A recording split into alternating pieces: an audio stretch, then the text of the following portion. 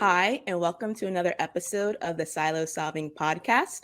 I am your host, Danelle Marqui Brown. You can call me Day for short. And I'm really excited for today's conversation with our two guests. So let's dive in. I'm going to introduce you to them both. Today we have Brandeis Marshall and Silvana Colella. And I'm going to read both of their bios. You're going to see why we're going to have a really fascinating, thought-provoking conversation today. So, Silvana is a professor of English literature at the University of Macerata, the Humanities Department. She is visiting professor at the Faculty of Arts and Humanities, Coventry University, and president of the European Consortium for Humanities Institutes and Centers. Her research interests includes gender studies, Victorian literature and culture, the intersections between literature and economic ideas and practices, contemporary novels, and AI narratives. And she also focuses on critical heritage studies. Since 2019, she is the board member of the European Alliance for Social Sciences and Humanities. So welcome to the podcast, Silvana. Very happy to have you. Thank you for having me. Thank you. Thank you. Okay, and so also joining us is Brandeis Marshall. She is the CEO of Data edX, where she leads a team that provides educational resources and training designed to help data educators, scholars, and practitioners humanize data operations. She's advised and educated thousands in the public and corporate sectors, and she is also a professor of computer science at Spelman College. In addition to that, Brandeis is also the author of Data Conscious, Algorithmic Siege on Our Humanity. This book explores how to address the discrimination in digital data spaces with several known algorithms, including social network analysis, linear regression, and sentiment analysis. So thank you for joining us, Brandeis. Wonderful to be here, Day.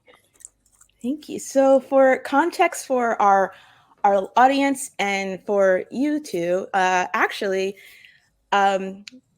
you're both a kind of a connecting thread without realizing it. So over the summer, I attended a festival of humanities at Macerata University, where Silvana was the co-chair for this festival. And I had attended a talk that she was conducting on the humanities, literature, and AI. And it was maybe a week after I had found out that I was accepted into LinkedIn's Creator Accelerator program and knew that I was about to do a podcast, but I couldn't say anything to anyone. I was like in a different country. And Silvana, during your talk, I don't know if you remember, I had said to you, I'm like, I think I know someone who might be doing a podcast. Would you be open if it works out? And so I think you remember. And so I do remember. And then fast forward. So during the LinkedIn Accelerator program, there was 120 of us, and there's just so many dynamic participants in this program. And that's when I came to learn Brandeis's work. And then I was like, oh, and like there was like this like synergy, especially like I sensed the synergy before of the type of conversations that I wanted to cultivate for the podcast. But then I got your book, Brandeis, and so I have this term called a silo breaker. It's a play on icebreaker. And so since we all have different means of knowing each other, what I think is like a nice exercise for us to like co-create and start going with a conversation is I'm going to read a passage from this incredible book, Data Conscious. And then since you are the author, Brandeis, if you could, just from this passage that I'm just going to randomly read back your own words to you. Exactly. Like what passage is Day going to pick? If you could just like speak to what comes up for you. And as I'm reading and as like, you're speaking, Silvana, if you can have those wheels start turning to see what comes up for you. Okay. So there's a section in this book so there's chapter 2 called morality, and there's a section called morality and technology. And so It goes, discussing ethics sparks visions of a group of pen and paper people sitting in a circle under a 100-year-old tree having spirited debates about would have, could have, and should have scenarios. Questions become clear and challenges in decision making are laid bare. These thought provoking conversations are rooted in the abstract, like, is free will real or just an illusion? And focus on how people think through their choices rather than the decision itself. But all of us have to continue pulling that thread past our choices to the decision itself, to the intended and unintended consequences of our decision. And then we add on the context of our time in history, the fourth industrial revolution, and the knowledge economy. This means we're actively melding our physical, digital, and biological worlds using automation and leveraging knowledge. And she goes on, or you go on, Brandeis, to talk about, you identify three branches of ethics, which being human ethics, tech ethics, and data ethics. So with that, if you could start this a silo solver conversation, what does that bring up for you hearing that passage again? It's so weird hearing my own words back to me. And I was like, wow, I wrote that. It was not an AI writing tool. It was all from my brain. That's the first thing that comes up given the times that we're in. But Yes. then the second thing is really trying to paint a picture for people who don't consider themselves data people, and where I come from as a computer scientist and as a, I guess, data humanist, is to say everyone's a data person. And so we need to start to connect the fact that we are all now data citizens in this global world. And how do we now think about the choices and then the decisions that we make? So the picture I was trying to create is what you're kind of taught in school, of this sort of philosophical person that has this higher order of reasoning and understanding of the world, but then has a hard time navigating that world. And I think that we're at this inflection point, even now in humanity, where we're trying to figure out how to balance our physical existence with our digital lives. And I wanted to provide at least a space to have a conversation to come up for that. And that's the reason why I thought through these three different like pillars of ethics that tend to be siloed. Really putting on the nose the title of your podcast. Instead of for being siloed, is to start to think about how they've intersected with each other, and what things have fallen off, as we go through human ethics, and then relating it to tech ethics, and then what sits in between. And what's in between for me is data ethics, right? Tech tries to make everything an app to fix it, which doesn't exist. Humans try to figure out the ethics and make sure that humans all fix it, which hasn't worked out so well thus far. And then there's data ethics, which somehow I think fills some gaps and doesn't fill other gaps.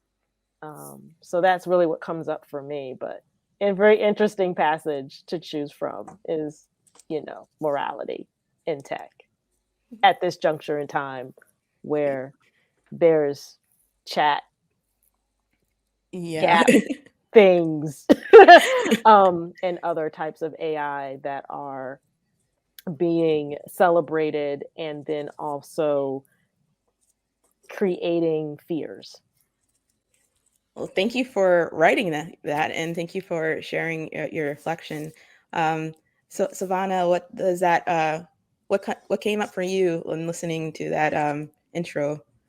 Well, from my perspective, and I mean the perspective of the humanities, of the many disciplines that are gathered around the umbrella of the humanities, one thing I can say is that if we do have a conversation on AI and ethics, tech ethics, data ethics, I think it's also because of the contribution of scholars and people that have written about technology have been writing about technology, taking into account ethical, social, and political implications and consequences.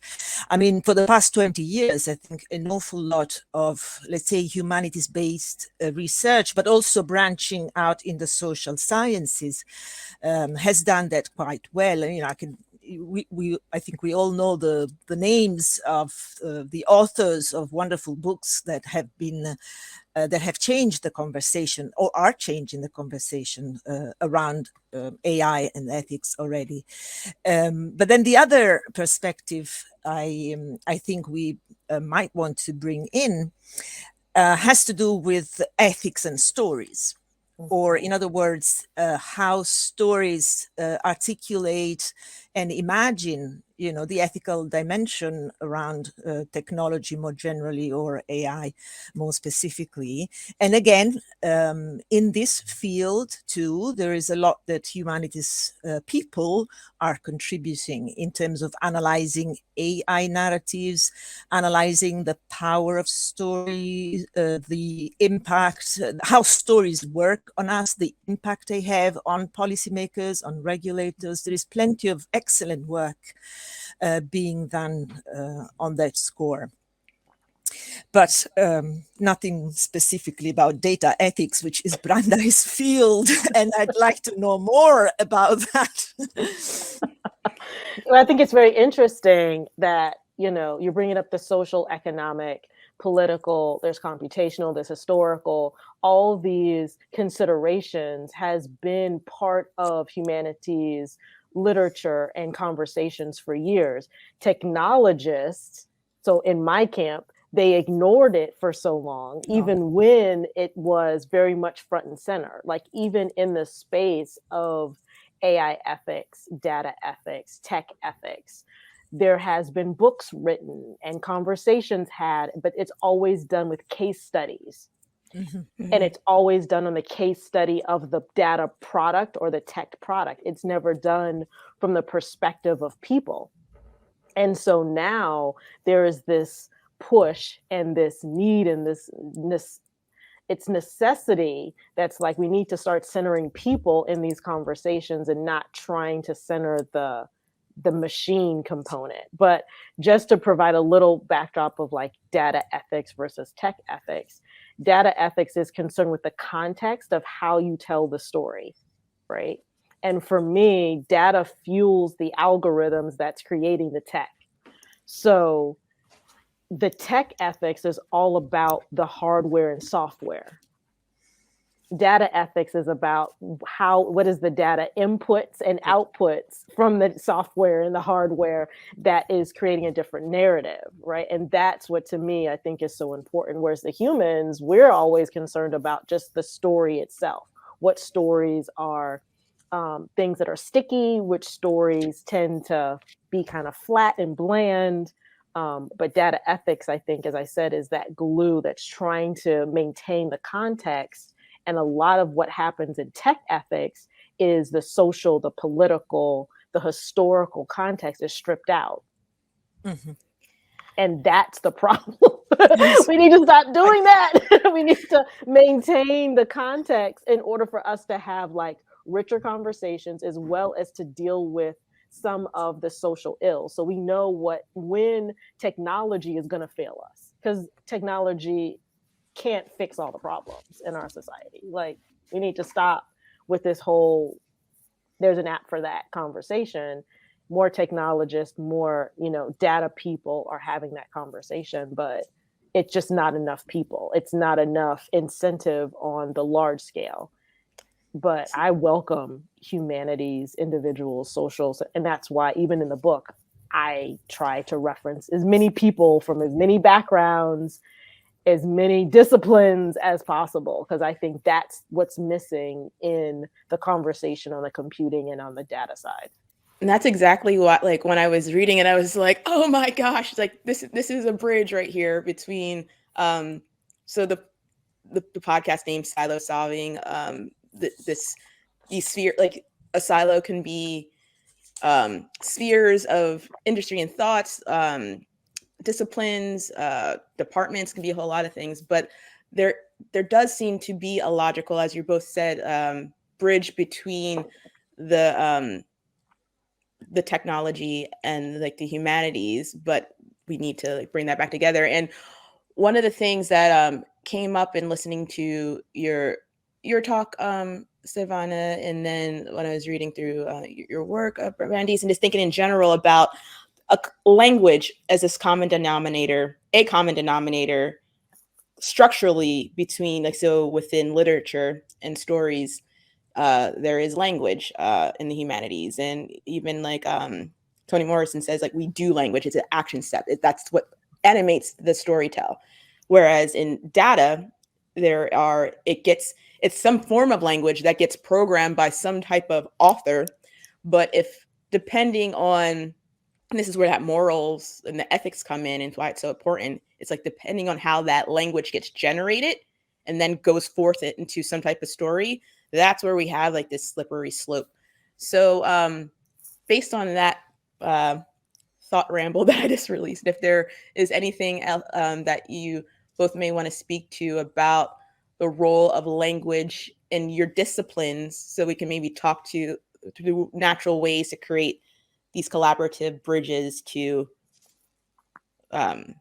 work on the language and the storytelling to make sure that the ethics are being attended to. That's a difficult question. Mm. Because we do share a language, but we also don't. So I think it is very important to have interdisciplinary, multidisciplinary conversations. It is very important that our institutions are attuned to the relevance of creating the conditions to produce important interdisciplinary research and conversations. But sometimes, I mean, often this is rather difficult, not just because there aren't the necessary conditions to make it happen, but also because dialogues between different clusters of disciplines are not easy to conduct. And I mean, it requires an awful lot of not imagination, but the ability to go well beyond one's comfort zone in order to, you know, make these dialogues and conversation happen. That said, I think they should be incentivized. I think that especially in the area of data or data ethics or AI more generally, there should be a lot more collaborations between the humanities, the social sciences, and the computer scientists, you know, the other sciences that are actually doing the technical side. And we should be talking about AI as a social, cultural, technical field, not just as a technical field. What's the best language to do that? I don't know. I don't know either. The language of storytelling and the language of story listening from my side would be a great entry point. But I would like to know what Brandeis think about all this.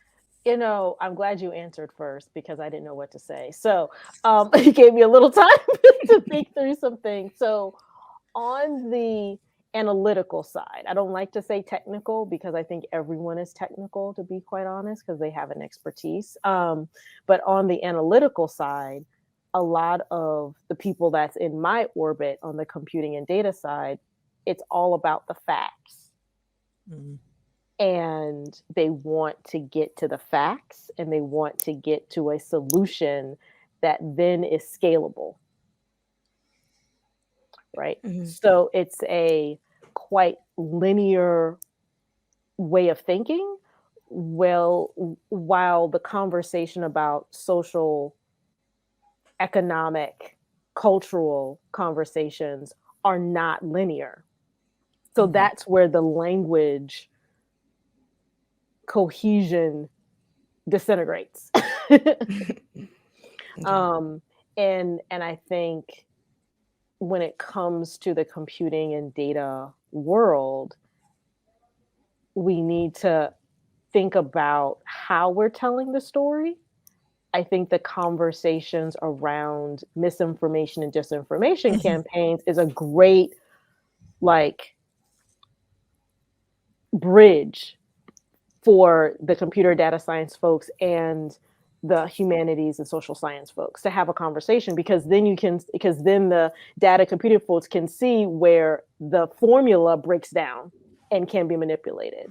And if we can enter in that openness of conversation, I think that's what part of the challenge is not having the openness of different thoughts, because because there's such a rigidness in getting to a formula that then could be repeatable and scalable and therefore monetized. Okay. So that's the language, I think, that gets broken down. But hopefully we're getting more people that's going to be in the middle, that's going to be open to the conversation. They can have the analytical brain, but they can also think about what is the story they're trying to tell with the data, and then what's the story they're trying to create with the AI. Because right now, there's some things that are out there that just make no sense whatsoever. Like, why is it even a thing? Right? I'm like, why do we care? Why do we want to have an app that's going to write language for us? So that's like, really, I understand people use it in order to kind of shortcut, because it's just, humdrum things that they don't feel like writing. It's kind of routine or mundane. But at the same time, the fact that you have to write those mundane things, quote unquote, is part of your creative process as a human. So you're relinquishing part of your creative process to a machine, and it's just going to take you longer in order to get in your creative flow. Something just came to mind. So there's this quote by attributed to Einstein that says that it's hold on, let me get my word. It's creativity is intelligence having fun. And but he was saying that in an era before AI, artificial intelligence. And going back to your point, like, what is this for? So it's like, what culturally today, what is the intelligence for? Is it intelligence of just knowing something for the sake of knowing it? It's like, what about emotional intelligence, like moral intelligence, being able to discern bias? Like, that's really human, as opposed to and I'm going back to your initial entry, Brandeis, about people sitting under the tree. This is something that I would be in the park being like, why? But reeling it back, but to that point of getting clear of, like, so maybe that's a question, a easier question to ask to you both. What does artificial intelligence mean, and focusing in on that intelligence, so we can maybe get clear on our comprehension of the language that we're using to talk about it? Yeah, that's a great question. I don't think anyone really knows what artificial intelligence really is. I guess by definition, the way I have thought of it as, computers mimicking people's, right? Certain people's behavior, the mundane tasks that people do, the repeatable mundane task. I think that right now, AI has been rebranded as algorithms, has been rebranded as data, has been rebranded as platforms and processes, and software and libraries. And so you kind of use AI when you want to talk about anything that's within a computing or statistical space. You use AI when you mean machine learning. You use AI when you mean deep learning. You use AI when you or just want to talk about something that involves a computer. Yes. So I think by definition in my head, it really is the process of creating computational elements that are to, mimic what humans consider mundane. Silvana, like, what comes up for you? Yeah. Well, mostly what Brandeis has just mentioned, machine learning, deep learning, neural network, because I read about these things in, almost daily by now, although I'm not an expert, but I want to understand a bit better. Because there is such a hype around these terms and around these connotations or meanings of AI. But from a literary perspective, if you look at novels and film and movies, AI often means humanoids and machine consciousness and, the kind of artificial general intelligence that novelists have been anticipating and imagining for a long time. So humanoid with the ability to move around the world and interact with humans in more or less meaningful way. So this is a kind of course, like I said, an imaginative construct of what AI appears to be. But on the other hand, there is also, at least in some recent novels I've been teaching to my students, there is also quite a strong awareness that AI is actually those invisible mechanisms that determine or that affect and influence our actions, the outcomes of our actions, etc. So the kind of distributed invisible AI, which is rather disturbing. But this is, narrative. This is science fiction or fictional stories. So so my focus in terms of in the history realm, I focused on the history of science, technology, and medicine, and tried to identify like obscurities in that and unsung histories, etc. And one of the things that I particularly am fascinated about, but also too concerned about, are how many stories of women in science gets kind of buried in like a lot of the curriculum.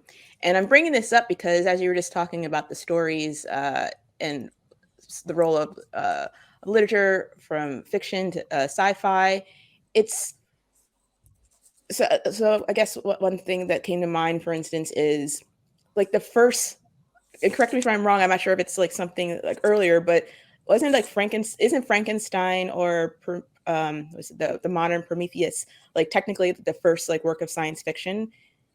And Yes. like so in that case, it's like that was authored by a woman who basically kind of made constructed this notion of a, I mean, active, like making like the dead come to life is not necessarily AI, but that notion of being inspired by science to add intelligence back to something that was once dead and give it intelligence is just coming to mind. And then I think back to Brandeis, what you were just talking about, like the notion of like the definition of artificial intelligence and going back to computers. It's like in the history of science, women were the computers before the technology and the algorithms came in.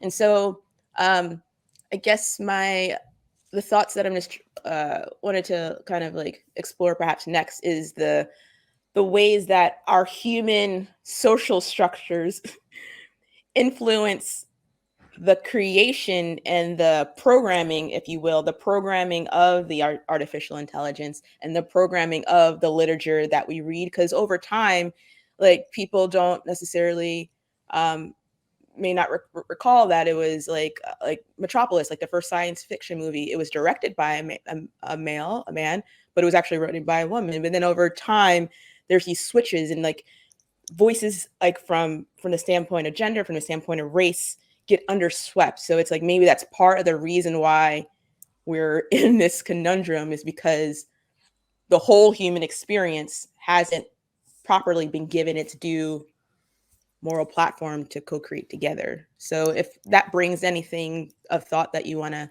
speak of from your realms. Yeah. I mean, the society is misogynistic. So, period, full stop. So the fact that the full history of science fiction and of computing and data is not something that is accurate, is falling in line with how society treats women, right? So when it comes to the data industry, a lot of people think of several individuals who are the pioneers or noted as the pioneers of the industry. But I go back to Ida B. Wells as a data journalist that looked at, that provided an investigative report of lynchings in the United States in the late 1800s and went ahead and self-published that work. You know, she was driven out of Memphis, for all that don't know. Then she settled in Chicago. And again, she was pretty forward thinking for her time. But people always go back to, you know, when it comes to data science and things, they are pretty modern in their thinking. That it came from, you know, a big tech $1 trillion company or two. And no, that's not it. Even the whole notion of social networks isn't something that's modern. It was from 1968, right? And so, and that whole framework isn't novel. It just has been deployed different ways. So, yeah, what comes up for me is the fact that people don't really understand the history of things. And because they don't understand the history, they don't realize that a lot of people have been hidden and marginalized in order to perpetuate a certain narrative about who is a technologist or who is better equipped in order to talk about and discuss and contribute to certain arenas, right? So I'm trying not to name people. It's very hard for me. No, no, I'm trying not to name people, but just know, yeah, you can read in between the lines. All the different people who have, you know, tried to have rewritten the history. They have been successful in rewriting the history, and that does include the human computers who were originally mathematicians for the government in the United States, and they tended to be white women. And then there was a secondary group called the West Area Computers, who were Black women. And everyone knows the story through the film Hidden Figures, but the real name is the West Area Computers because they were on the west side of the facility, because they had to not be on the east side with the white women. And what that entailed, and the fact that there was a lot of contributions that were made, right? Including, you know, I love to mention Dr. Gladys West. She was a pioneer in satellite technology, so a forerunner to GPS. It's a Black woman from the 1960s and 70s. People don't really talk about her. They talk about other people who supposedly created GPS, but they don't talk about, you know, Dr. Gladys West. Well, I think there is a mechanism of edging women out of histories that gets repeated in several fields. You know, we have seen that happening many times. I have to mention a very interesting book as regards the history of computing in the UK by Mar Hicks, Programmed Inequality, how Britain discarded women technologies and then lost the battle, lost its edge in computing, which really just the title gives you an idea of how silly it is, you know, to be misogynistic and patriarchal. Excellent book. It is a great book, and it's a very interesting story to read, although sad and you know, infuriating. But and the same has happened in literary histories. I mean, up until the 1980s, literary history was still the history of men and their works. things have changed thanks to feminist critics and other scholars. And I'm hoping that things will also change in the way the history of technology is being narrated and passed on to other generations. Lord Byron's daughter, Ada Lovelace. She collaborated with Babbage on the analytical engine, and she has been, enjoying quite a kind of comeback in recent years. And even, Alan Turing quoted her work, although he believed that she was wrong. But in any case, he mentioned her in his famous article of 1956. These are all isolated examples, but I'm hopeful that things are changing. We're becoming more and more aware of the contributions that women have made to the history of computing and artificial intelligence. The question is how to shape the future now. So how to make sure that this contribution is increased, that they actively contribute to shaping a much better future than what one would have otherwise. Yeah, I mean, that to me is where education, right? What is the education delivery system in order to ensure that the contributions of all different types of people to every discipline is actually championed, right? Every time I would do a, computer science lecture and typical computer science courses, you get the history, and the history includes all white men, right? And so I tend to skip those slides. Or I replace them, right? I say, oh, you might want to know this person, or you might want to know that person. And I think embedding that type of intentionality in the instruction is one way to ensure that both the instructor knows the information, because the instructor has to explain it, but also to make sure it's disseminated to whomever the learner is, whether the learner is an adult or the learner is in some sort of education, formal education class. So from the computer science department perspective and from the humanities perspective, what do you kind of wish was added to the curriculum to help the upcoming generation be silo solvers and conduits? I have a full, go ahead. No, go ahead. No, you go ahead.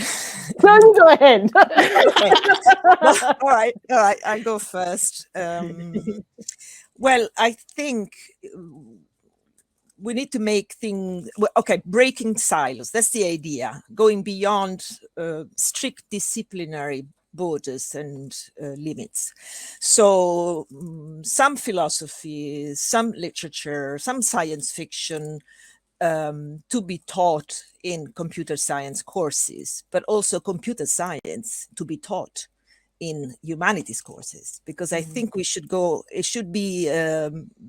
both ways. There should be innovation in terms of organizing the teaching and the training, organizing courses. There should be innovation in both directions. And of course, the digital humanities are doing that to a certain extent, but it's not just. It should be more. It should be more and more literacy, more data literacy, more better understanding of what these machines are doing, or how AI is everywhere in our lives. Also for students of the humanities. I would just piggyback off of that and say, I had an idea years ago. It didn't go anywhere because of the structures of academia.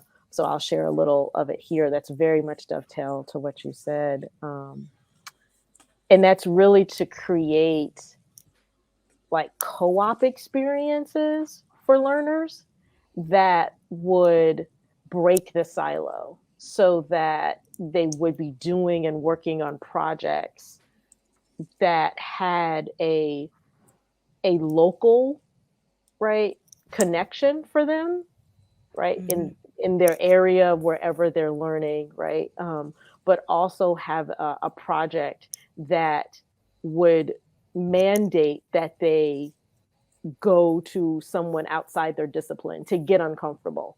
Mm-hmm. Yeah. And I don't know what that looks like, but definitely having these projects that are around maybe social justice issues, and then be able to bring in some of this conversation of the history and the philosophy, and what is the impact to society. So you would learn certain coding concepts, but then what's the impact of that algorithm in practice? So everyone talks about, facial recognition and how it is harmful. Well, wouldn't it be great to have a street camera that's near an institution that students would then have to monitor that facial recognition data to understand how it then is used by the city or by the institution? And then bring in that conversation of what does surveillance mean? What is the thoughts and ideas around the use, proper and improper use of surveillance? What is defined as proper use, right? What has been said in humanities work about these ideas of the social impact and the economic impact of these types of projects, right? And I think having that type of collaborative courses or collaborative co-op experiences, so people from computing, people from the humanities would be in the same class, and having to group together in order to have these conversations and then develop interventions, develop approaches, and those approaches could be analog or digital, right? Like, let the groups determine what the intervention would look like, or maybe it's some hybrid. And I think that would be more powerful to the educational experiences within higher ed and just in general, but also provide that runway for learners to really see the connection and break the silo. Because that's one of the, I'll just go on a tangent and say, when it comes to computing and the surgence of just data science in general, one of the challenges has been which tool to use. And let's stick with computing, like coding tool. Is it Python? Is it R? Is it SAS? Is it what? We can list a whole bunch of Go. Is it Julia? But there's a whole bunch of computer programming languages. And if you are a student, one person might want to teach you in Python, another person wants to teach you in R, another person wants to teach you in Julia. You as a student are at the intersection of that, and you therefore know no coding, because it's 3 different languages. So let's have a conversation about that, right? So the humanities could be like, wait a second, like, we have students from the humanities, like, what is the language? How are we going to have this conversation? Why are we choosing this? And let's have that conversation, because that's a conversation that's not had in tech. Tech just says, oh, pick a tool and use a tool, and you can use any tool. Any tool can do anything that you want it to do. But we don't have that. I think that humanities conversation to say, you really learn one really well, right? And stop trying to make people split their brains, because it's not humane. And it also doesn't get us to the underlying issues and dealing with the issues at hand. That's so something came up that's kind of I still have hurt feelings about it, but it came to mind when you were talking about Brandeis here, the pilot that you're trying to pitch. So my graduate program actually got discontinued the year that I graduated, but I think it's because of the challenges that perhaps was a reason why the people who the decision makers in your case maybe passed. But so I was in an interdisciplinary program. Like I said, it was history, science, technology, and medicine, where I was going to different schools within the university. So I was in the School of Psychology, Education, Science, like history. And it was isolating and it was lonely because there wasn't, even though I was able to break out of silos and go into different like schools within the university, there was no common bridge to like bounce ideas off of, which was why took me so long to finally find like, a unicorn to be my thesis advisor, because he had such he broke outside of silos in his career. And so that leads me to a question that I was actually curious about, Silvana, if you can talk to about it seems to me that, this is my opinion, that in America we're behind in certain things. And when I read that just the fact that you had a Festival of the Humanities talking about sustainability, and that there's like a consortium of like academic institutions talking about these things together, I'm like, does that exist here in America? So, because it seems to me like if there was some type of, as you're saying, like a central point, Brandeis, where there can be that interdisciplinary hub, but also to a resource where when there are these interdisciplinary questions, someone can actually answer that, and that someone's not out in like space like, can someone else answer me? Like, so correct me if I'm wrong, Silvana, is that the kind of the structures that exist within Europe about these like kind of clubs of universities? No, I think a lot is happening in the US in the humanity. I mean, think about the activities of CHCI, the Consortium of Humanities Centers, Institute and Centers in the US, and they do an awful lot to facilitate, encourage transdisciplinarity. They have a lot of interesting programs. So I look at what my US colleagues do with a certain admiration, I must say. I recently discovered that a colleague of mine, and she's a Victorianist, Lauren Goodlad, they've just launched a new journal, Critical AI. And this journal is affiliated with another center that does interdisciplinary research and activities connecting the humanities and technological knowledge, let's put it this way. So all this is also a big part of European science policy, because what we do ultimately is determined by the policies of research funding, and what research funders decide to do affect very much the kind of research we then decide to pursue.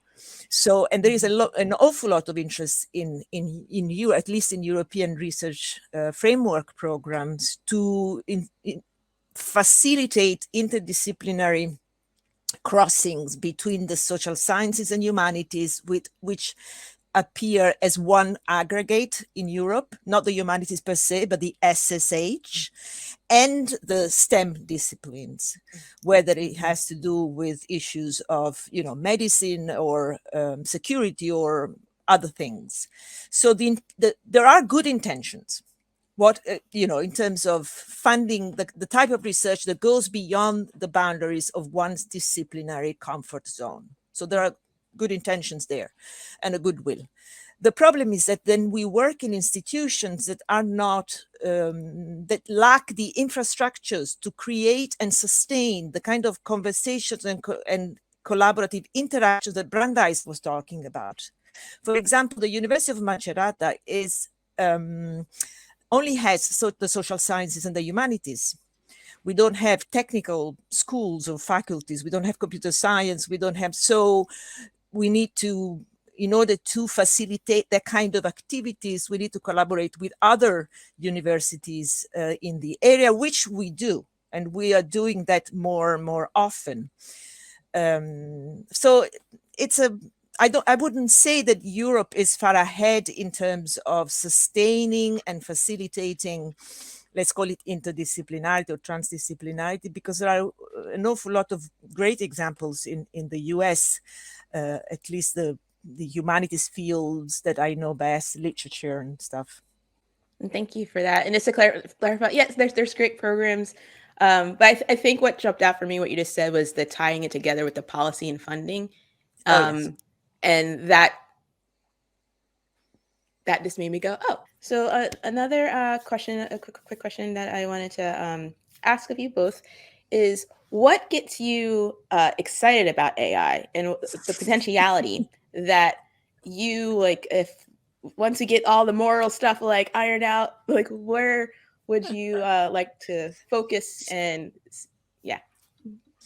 For me, it is really the ability, hopefully at some point, maybe in my lifetime, all these qualifiers, that AI will actually see all people and see their differences without penalizing different groups because of their differences. Right? So for me, it's the inclusive technology. How can we build that? You know, where can technology actually help and for it to actually help?